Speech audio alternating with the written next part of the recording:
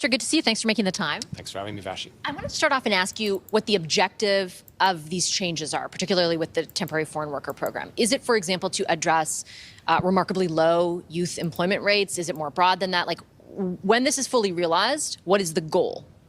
Well, it is broader than that. We've seen recent youth unemployment rates jump. Earlier on this year, I announced the reduction of temporary workers in this country from 7% to 5%. What that looks like is a lot different than just temporary foreign workers. Temporary foreign workers are a very small part of that pie chart. International students, the postgraduate work permits that come with them, the humanitarian efforts that we've deployed to welcome Ukrainians here, they all form part of that category. So you can't just send people back to Ukraine and say this is all solved. We have to actually do this in a surgical way that makes sense for Canadians, but also makes sense for the economy. In the temporary foreign worker space, people working in the agricultural sector, transformation in Tim Hortons, we've seen an overheating that needs to be adjusted ever since the end of COVID. And that's something I think every Canadian expects us to do.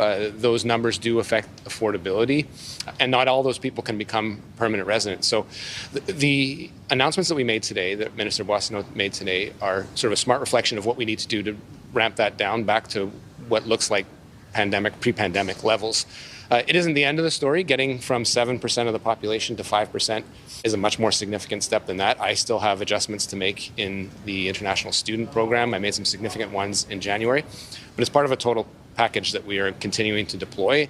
Most measures of which will be out by the fall. The Bank of Canada said that the measures that we've taken to date are not sufficient to getting to those goals, but there are initial ones that I will announce. I took one 2 weeks ago to prevent people with labor market impact assessments that come here on visas from getting jobs. If people are here to visit, they shouldn't be working. So that's sort of some of the measures that we'll be announcing.